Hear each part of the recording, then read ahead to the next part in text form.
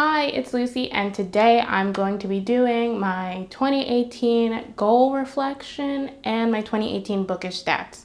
So at the beginning of the video, I'll talk about how I ended up doing on my 2018 goals, and then for the rest of the video will be focused on all the stats and stuff having to do with my reading over the year. I collected these stats by filling out a spreadsheet made by Let's Read. I'll link that down below in case you want to do a spreadsheet for 2019.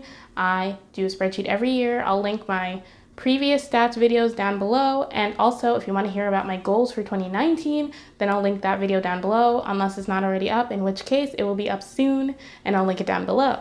So let's get into it. First, for my 2018 bookish goals, the first and most important one is the Goodreads challenge, and I did complete that. I originally sent my Goodreads challenge to 65 books, and that is what I say in my goals video, and then in August or September or something I raised it to 85 books, and I also completed that.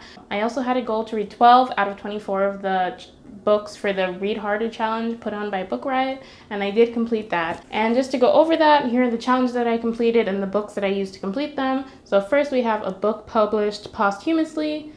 Is that how you say that? Anyway, published after the authors died, and that book is Whatever Happened to Interracial Love. A classic of genre fiction, Murder on the Orient Express. A comic written and illustrated by the same person, Big Mushy Happy Lump. A children's classic published before 1980, A Wrinkle in Time. A celebrity memoir, Bossy Pants by Tina Fey, although I read a lot of those this year. A book of social science, Bad Feminist by Roxane Gay. A one-sitting book, The Witch Doesn't Burn in This One. The first book in a new to you YA/middle grade series. I chose to use The Bells by Danielle Clayton.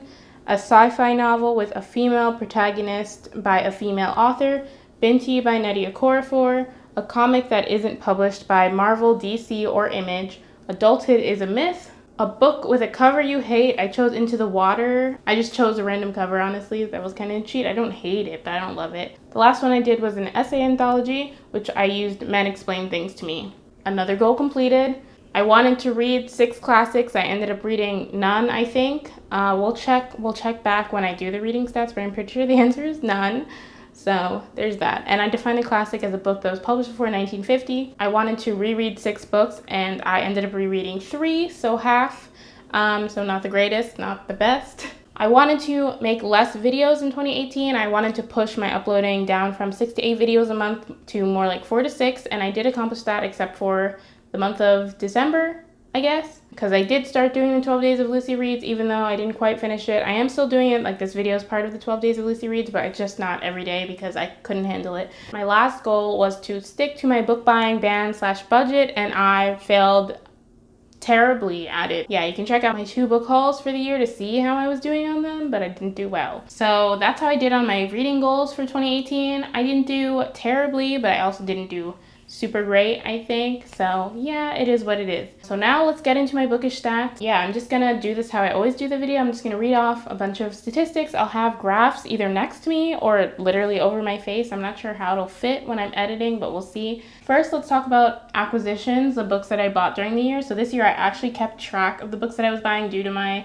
book buying budget and stuff. So I will say numbers. This year I acquired, meaning books that I paid money for, 27 books. I read 8 of those books, so I read 30%, which could be better. I spent $274.16 on books, which isn't terrible in my opinion, and the majority of the money that I spent was on physical books. Spent 93.8% of my money on physical books and 6.2% on digital books. So yeah, I spent about $10 a book. Some of the books were insanely cheap. Specifically, they were ebooks, and some of the books I did end up buying at full price. So those would have been $22 or something dollars. It evens out to $10 a book. I'm not mad at it. Next, let's talk about all the books that I read. For genres of books that I read, the genre that I read the most of was contemporary, as expected. I constantly say contemporary is my favorite genre, and it shows in the books that I read.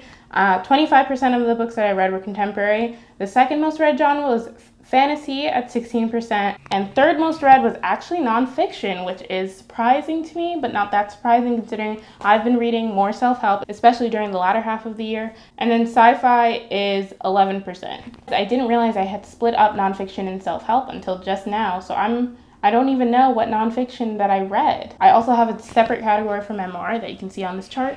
So I don't even remember what I read. So that's so interesting to me. And we can do it by page count as well. The numbers still fill out the same, basically. For format of books that I read, whether it was an audiobook, an ebook, a hardcover, whatever, audiobooks win by a very high margin. They make up 51% of the books that I read in 2018, and I expect that trend to continue because audiobooks are just a way of life now. Second is hardcover books, which makes sense because I do prefer hardcovers over paperbacks. And then we have ebooks at 12%. So ebooks and ARCs are tied for 12% of the books that I read, which I think is really interesting. For the age group of the books that I read, 46% was YA and 47% was adult, which is super duper new for me. Usually YA is much higher, so it is probably due to the fact that I'm apparently reading a lot more nonfiction and self-help books, so that probably bumped that up a lot. In total, I did end up reading 91 books in 2018, in case I didn't mention that, which I don't think I did. And I DNF'd 4 books, which I'll talk about in a later video. So I attempted to read 95 books. Counting only the books that I finished, I read 29,080 pages. If you include the books that I DNF'd, I read 29,445 pages. So the average pages that I read per book is 320. 71% of the books that I read were digital books, which includes audiobooks and ebooks, and 29% of the books that I read were physical books, which is everything else. And I listened to about 415 hours of audio for my audiobooks, which I think is interesting. So in days, that is about 17 days that I spent listening to audiobooks this year, which definitely interesting, but I do multitask when I listen to audiobooks, so other stuff was happening. The majority of the books that I read were between 200 and 299 pages, which maybe explains why I read so much. 35% of the books that I read were in that number range, and 29% of the books that I read were between 300 and 399 pages. 22% were between 400 and 499 pages. I'm not sure what the longest book that I read was.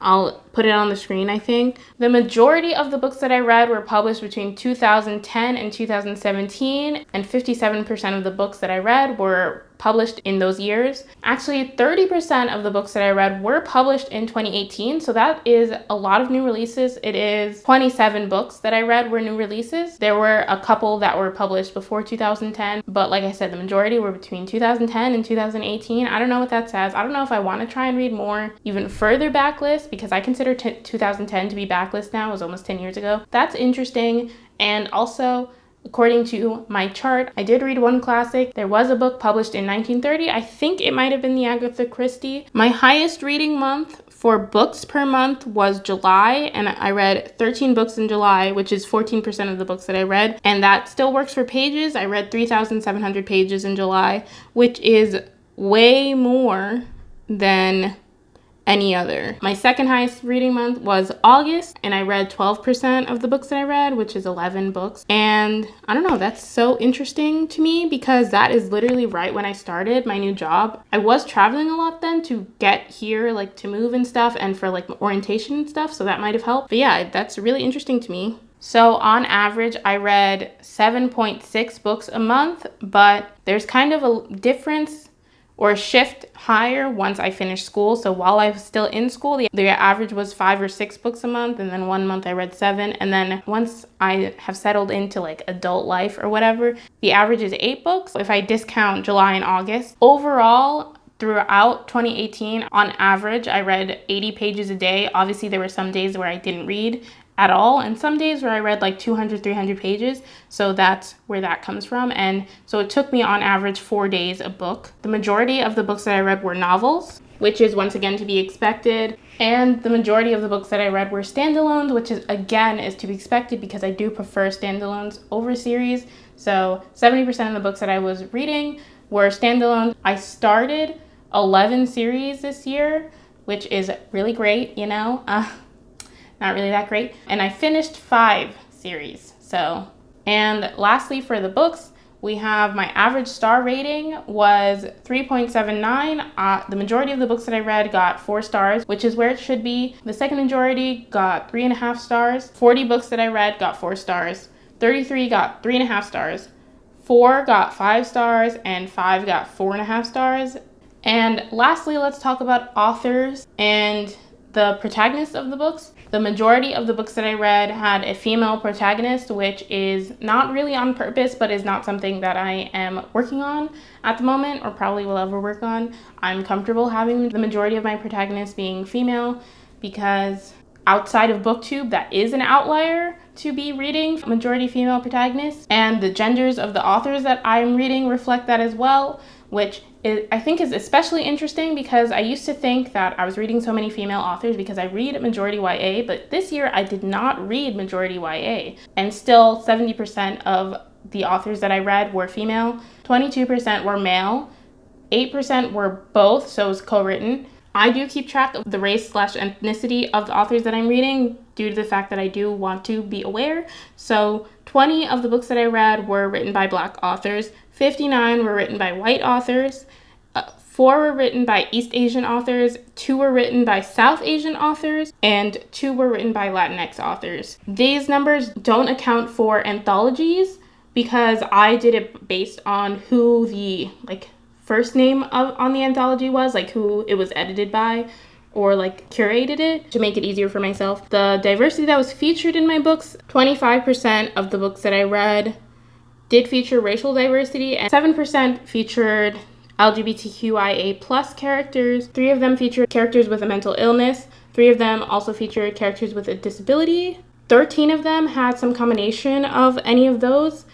And 3 of the books that I read had authors with some kind of marginalization, but the characters didn't feature their marginalization or any. 62 of the books that I read were not Ownvoices, and 29 of them were Ownvoices. So that is something that I would like to do better on next year, but that is the end of my bookish stats for 2018. I hope you enjoyed this video. Thank you so much for watching. If you liked this video, please be sure to give it a thumbs up.